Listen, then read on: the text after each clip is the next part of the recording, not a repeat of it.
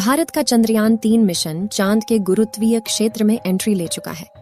14 जुलाई 2023 के दिन दोपहर के 2:35 पर बाहुबली चंद्रयान-3 ने श्रीहरिकोटा के सतीश धवन स्पेस सेंटर से एक सफल उड़ान भरी और अब चंद्रयान-3 अंतरिक्ष में पहुंचकर चांद के इलेक्ट्रिकल रूट में एंट्री ले चुका है, जिसमें सफर करते हुए स्पेसक्राफ्ट धीरे धीरे चांद की धरती के पास जा रहा है। लेकिन अब इसका आगे का सफर इतना आसान नहीं होने वाला और इस सफर में सबसे मुश्किल है इसका आखिरी पड़ाव, जिसमें यह 23 अगस्त के दिन चांद के दक्षिणी ध्रुव पर सॉफ्ट लैंडिंग करने की कोशिश करेगा। और इसी प्रयास में साल 2019 में चंद्रयान-2 का मिशन असफल हुआ था। तो अब सवाल आता है कि आखिर क्यों चांद पर जाना इतना भयानक है? और नासा के वैज्ञानिकों ने चांद पर ऐसा क्या देखा कि 70 दशक में चांद पर जीत हासिल करने वाले नासा ने अचानक से अपने सारे मून मिशन बंद कर दिए। इस वीडियो में हम चांद से जुड़ी इन्हीं रहस्यमयी बातों से पर्दा उठाएंगे। साथ ही आपको चंद्रयान-3 के बारे में भी कुछ नया और अनोखा बताएंगे, तो वीडियो को पूरा देखिएगा। दोस्तों, पृथ्वी से चंद्रमा की पूरी तरह से गोलाई दिखाई देती है। वास्तव में चांद भी पृथ्वी की तरह अंडाकार है। चांद की सतह पर बेहद स्थिर और हल्का वायुमंडल मौजूद है। ये तो आप जानते ही होंगे कि साल 2009 में चंद्रयान-1 मिशन ने चांद पर पानी की खोज की थी। लेकिन आपको बता दें कि चांद की सतह पर पानी लिक्विड फॉर्म में मौजूद नहीं है, बल्कि बड़े बड़े गड्ढों में बेहद ठंडे पत्थरों और बर्फ के रूप में मौजूद है।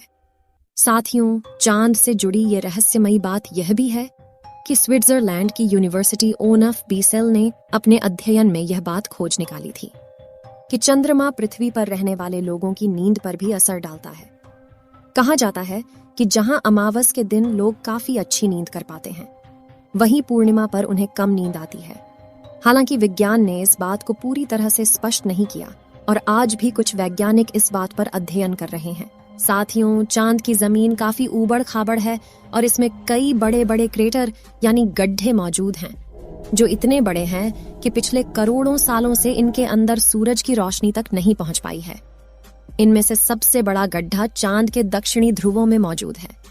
इस गड्ढे का डायामीटर 2500 किलोमीटर और गहराई तो इतनी ज्यादा है कि इसमें एक के ऊपर एक करके 10 बुर्ज खलीफा समा जाएं। इस गड्ढे की गहराई 8.2 किलोमीटर के आसपास है और यह पूरे सोलर सिस्टम के सभी ग्रहों और उपग्रहों में मौजूद गड्ढों में सबसे बड़ा गड्ढा है। माना जाता है कि चांद की धरती में पानी छुपा हो सकता है, और वह भी थोड़ा बहुत नहीं, बल्कि पूरे 100 मिलियन टन। इसके अलावा यहाँ पर hydrogen, sodium, ammonia, mercury, methane और सिल्वर जैसे मूल्यवान संसाधनों का खजाना मौजूद हो सकता है, जिसकी खोज करने के लिए ही चंद्रमा पर चंद्रयान-3 मिशन को भेजा गया है।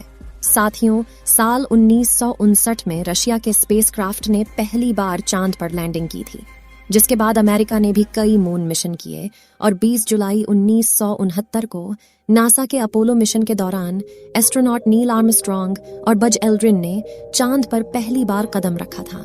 जिसके बाद नासा ने कई मून मिशन किए थे और अपने कुल 12 एस्ट्रोनॉट्स को चांद पर भेजा। एस्ट्रोनॉट्स ऐसे व्यक्तियों को कहते हैं जो पृथ्वी के वायुमंडल से ऊपर जाकर अंतरिक्ष यानी चांद पर जाकर रिसर्च करते हैं। लेकिन दिसंबर 1972 में अपोलो 17 मिशन के बाद नासा ने अचानक से इंसानों को चांद पर भेजना बंद कर दिया, जिसके लिए उन्होंने कारण दिया कि चांद पर फिलहाल ऐसा कुछ नहीं है जिसकी रिसर्च की जा सके। लेकिन कुछ लोगों का यह भी कहना था कि नासा ने असली कारण को छुपाया है। नासा के द्वारा भेजे गए इन 12 में से कई अंतरिक्ष यात्रियों ने चांद पर कुछ अजीब सी आवाज भी सुनी थी, तो कुछ ने चांद पर बनी अजीब ब्रिज और कूलिंग टावर जैसी रचना को भी देखा था। वहीं चांद की खोज में वैज्ञानिकों को एक सैटेलाइट जैसी रचना भी दिखी थी और वैज्ञानिकों के मुताबिक इसका अपने आप बनना नामुमकिन है।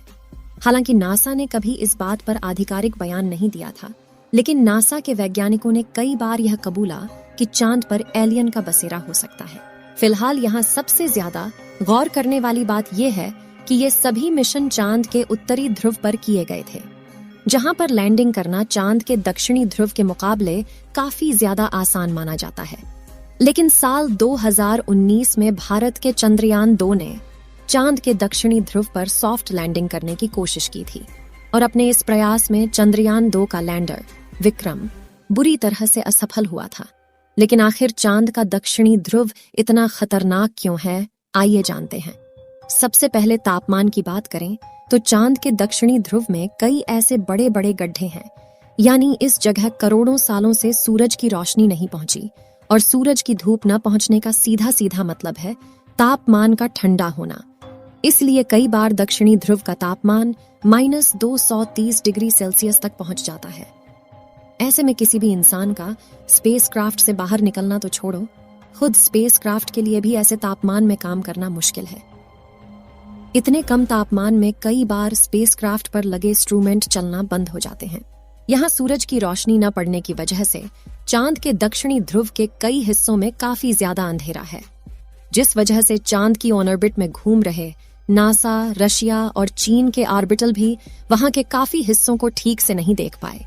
यानी कि उन हिस्सों में क्या हो सकता है यह किसी को नहीं पता। ऐसे में वहां जाना सबसे बड़ी चुनौती है। इसके अलावा चांद के दक्षिणी ध्रुव की जमीन उत्तरी ध्रुव से ज्यादा ऊबड़ खाबड़ है। वहीं यहाँ पर कुछ सेंटीमीटर से लेकर 2500 किलोमीटर तक के बड़े बड़े गड्ढे हैं। आपको बता दें कि इसरो के मुताबिक धरती से चांद की दूरी करीब 3,84,400 किलोमीटर है।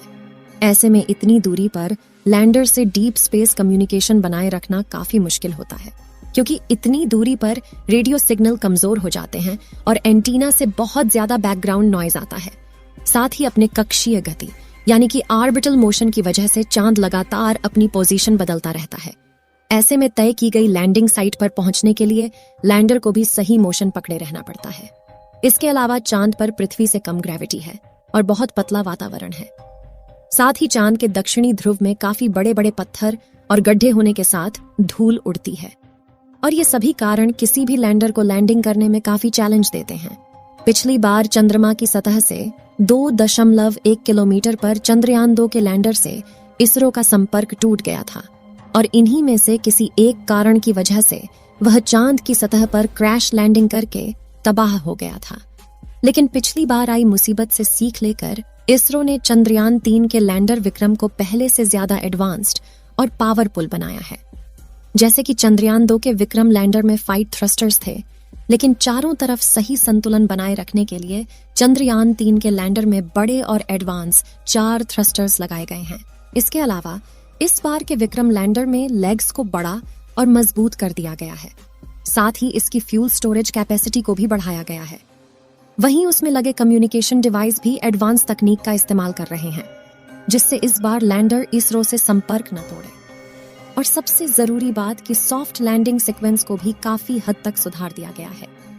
इन सभी बदलावों से चंद्रयान 3 के लैंडर को चांद की सतह पर सॉफ्ट लैंडिंग करने में आसानी होगी।